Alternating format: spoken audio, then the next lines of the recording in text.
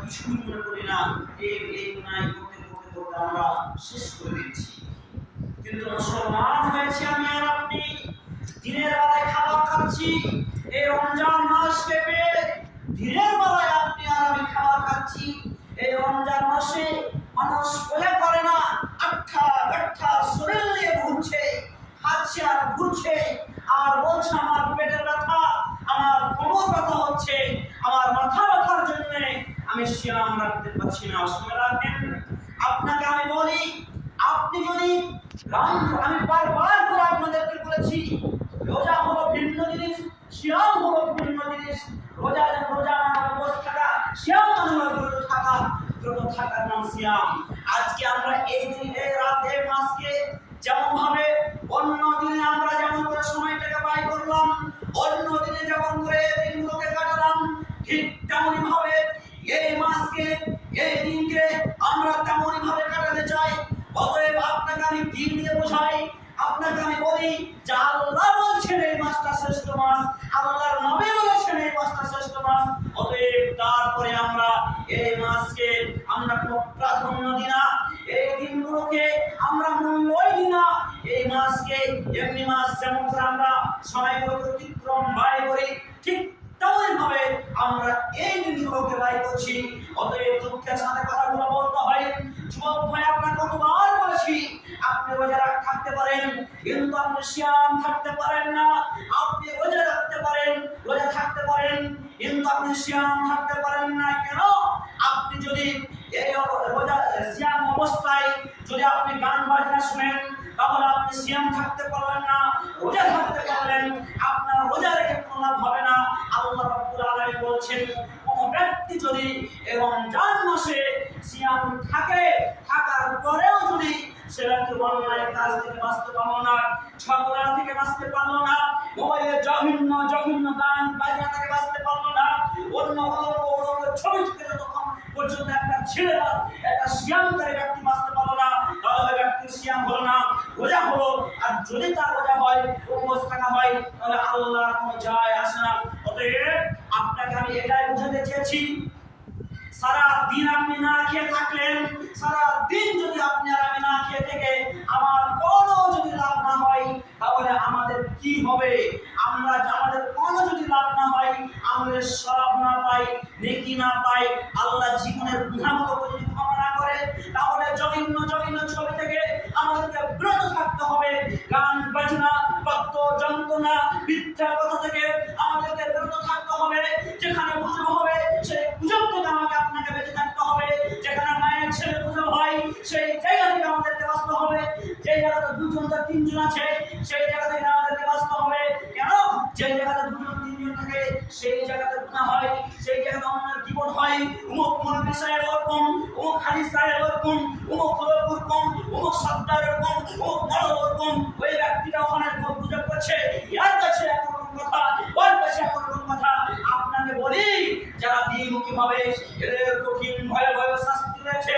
অতএব আপনাকে বলি, মুরব্বীর কাছে যখন এসে কথা বলে, মুরব্বীর কাছে ভালো হয়ে যায়, মুরব্বীর কথা শেষ অন্য ব্যক্তির কাছে যায়, তখন মুরব্বীর গুজব চালু করে দিল, ওর কাছে ওই ভালো হয়ে গেল। এরকম শয়তানগুলো যতক্ষণ পর্যন্ত যার কাছে অন্যায় করেছে তার কাছে ক্ষমা না চাই, এই শয়তান বাঁচতে পারবে না, এই জালেম বাঁচতে পারবে না, এই অত্যাচার বাঁচতে পারবে না। এরকম রোজা অবস্থা যদি করে, ওই ব্যক্তি রোজা হতে পারে কিন্তু সিয়াম হতে পারে না। আর যে ব্যক্তি সিয়াম না রাখে, যে ব্যক্তি রোজা রাখে, তার কোনো নেকি পাওয়া যায়, নেকি পাবে না, তার কোনো লাভ নেই।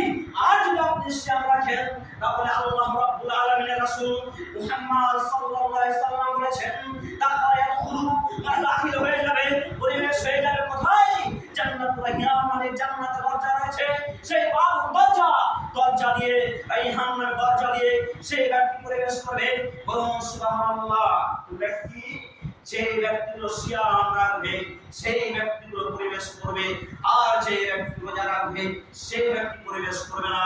আল্লাহ রাব্বুল আলামিন বলছেন, আল্লাহ নবী বলছেন, যারা সিয়াম পালনকারী ব্যক্তি, যারা সিয়াম পালন করে আল্লাহর বান্দী এবং বান্দা, সেই ব্যক্তিগুলো জান্নাতে রাইয়ান নামক জান্নাতের দরজা রয়েছে সেই দরজা দিয়ে প্রবেশ করবে এবং সিয়াম ব্যক্তিগুলো যারা সিয়াম পালন করেছে এই সমস্ত ব্যক্তিগুলো যখন জান্নাতে প্রবেশ হয়ে যাবে, দাখিল হয়ে যাবে, তখন দরজাটা বন্ধ করে দেওয়া হবে। কিন্তু আল্লাহর নবী বললেন না যে এই ব্যক্তিগুলো রোজা রাখবে সেই ব্যক্তিগুলো জান্নাতে প্রবেশ করবে রাইহান নামক দরজা দিয়ে। এই কথা মুহাম্মদ সাল্লাল্লাহু আলাইহি ওয়াসাল্লাম বলেননি। মুহাম্মদ সাল্লাল্লাহু আলাইহি ওয়াসাল্লাম বলেছেন যে এই ব্যক্তিগুলো এই রমজান মাসে সিয়াম পালন করবে সেই ব্যক্তিগুলো জান্নাতের দরজা দিয়ে প্রবেশ হয়ে যাবে। আর যেমনই পরিবেশ শেষ হয়ে গেল, সমস্ত সিয়ামকারী ব্যক্তি যেমনই পরিবেশ হয়ে গেল, দরজা বন্ধ হয়ে যাবে। অতএব আপনাকে আমি বারবার, যে ব্যক্তিগুলো দিনের বেলায় খায় সেই ব্যক্তির শাস্তিটা আপনি দেখবেন। রমজান মাসে দিনের বেলা যারা খায় তাদের শাস্তি কত কঠিন শাস্তি দেখেন। আল্লাহ রাব্বুল আলামিনের রাসূল মুহাম্মদ সাল্লাল্লাহু আলাইহি ওয়াসাল্লামকে জিবরাইল আলাইহিস সালাম ফারিস্তা এই কারকে ধরলো আর এই কারকে ধরলো, ধরতে আল্লাহর নবীকে পাহাড়ের দিকে নিয়ে গেলেন। পাহাড়ের দিকে যখন নিয়ে গেলেন, আল্লাহ রাসূল সাল্লাল্লাহু আলাইহি ওয়াসাল্লাম বলছে, জিবরাইল কোথায় আমাকে নিয়ে যাচ্ছ? বলছে, আল্লাহ রাসূল আপনি চলেন, উপর দিকে চলেন। আল্লাহ রাসূল তখন যেতে লাগলেন, দুই হাত করে দুই হাতকে ধরে জায়গাটা ধরে দুজন ফারিস্তা নিয়ে আল্লাহ রাব্বুল আলামিনের রাসূলকে নিয়ে এবার আল্লাহ রাসূল সাল্লাল্লাহু আলাইহি ওয়াসাল্লাম বিকট ভয়ঙ্কর কঠিন আওয়াজ হচ্ছে, আর সহ্য করতে পারে না, এত আওয়াজ হচ্ছে। বলেন তো আল্লাহ রাসূল কোথায় আছেন? আল্লাহ রাসূল আছেন 500 কিলোমিটার 500 মিটার 1 কিলোমিটার দূরে আছেন আল্লাহ রাসূল। যে ব্যক্তিটা শাস্তি হচ্ছে তার কাছে কখন দূরে আছে?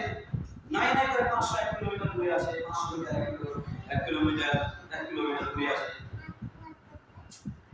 আল্লাহ রাসূল দূরে আছে। তা আল্লাহ রাসূল বলছেন, জিবরাইল যত ভয়ঙ্কর আযাব হচ্ছে আমি আর সহ্য করতে পারি না।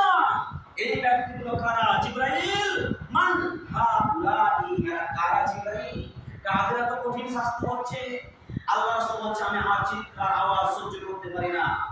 আল্লাহ রাব্বুল আলামিন রাসূলকে বলছেন, জিবরাইল আল্লাহর নবী আপনি আরেকটু চলুন, আরেকটু চেয়ে দেখেন। আল্লাহ রাসূলকে আরেকটু নিয়ে গেলেন।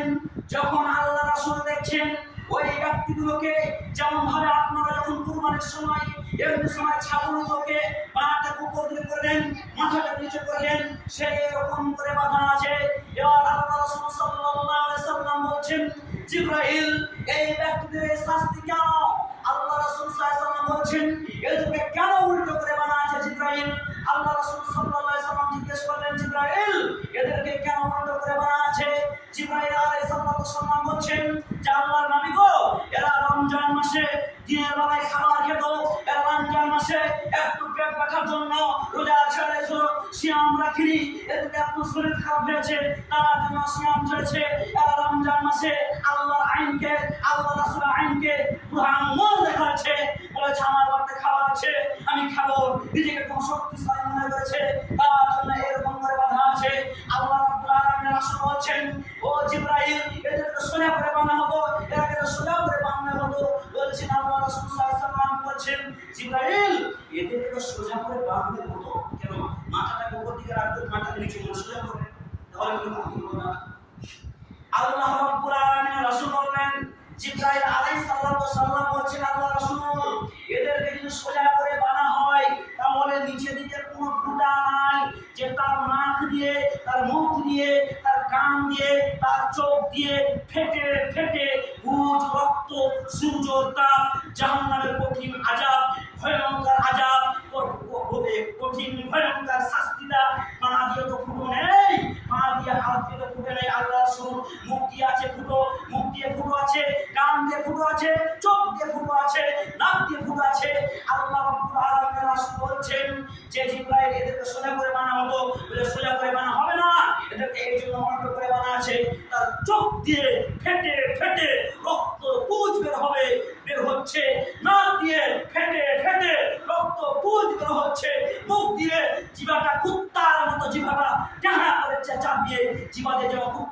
সমস্যা জীবনটাকে লটকে দেয়, যখন ঠাকুর গরু জবাই করবেন জীবনটাকে কান্না করে নাই টানা করে, ঠিক তেমনি ভাবে থাকবে। আর এই শাস্তিটা হচ্ছে বলছে আল্লাহ রাসূল এরকম শাস্তি এই জন্য তাদেরকে দেওয়া আছে, এরা দিনের বেলায় রমজান মাসে খেত। কি করতো এরা? দিনের বেলায় কি করতো? রমজান মাসে খেত। কেন? শরীর সুস্থ, শরীর ঠিক হয়ে আছে, শরীর ঠিক সুস্থ হয়ে আছে, এরা কি করতো? দিনের বেলায় খাবার খেত। তার জন্য এই অবস্থা তাদের। বলুন তো শাস্তিটা হালকা আছে না কম না বেশি আছে? হালকা আছে? হালকা নেই। আপনাকে আমি বললাম আপনাকে হালকা লাগছে, হালকা নেই। উল্টো করে বানা হবে আর রক্ত যত জঘন্য খারাপ জিনিস আছে রক্ত ফেটে ফেটে আপনার কান দিয়ে আমার কান দিয়ে চোখ দিয়ে মুখ দিয়ে নাক দিয়ে বের হবে। বাঁচার কোনো পথে আল্লাহ রাসূল শাস্তি দিতে অবাক হয়ে গেলেন। জিবরাইল বললেন এই শাস্তি হলো ওই ব্যক্তিদের যেই ব্যক্তিগুলো রমজান দিনের বেলায় আঠা আঠা শরীর নিয়ে রক্ত গরম দেখিয়ে এরা খেত, এদের এই শাস্তি। বলুন, আপনাকে বারবার বলছি আপনার সিয়াম তখনই আপনার জন্য ছাড়া জায়েজ হবে, তখনই আপনি রাখতে না পারেন যখন আপনার শরীর খুব অসুস্থ, আর তখনই আপনার জন্য ফিদিয়া দেওয়া চলবে। আপনার পরিবার পূজা করতে পারবে, মনে হয় লোকটা আর বাঁচবে না। তখন আপনি কি মহিলা?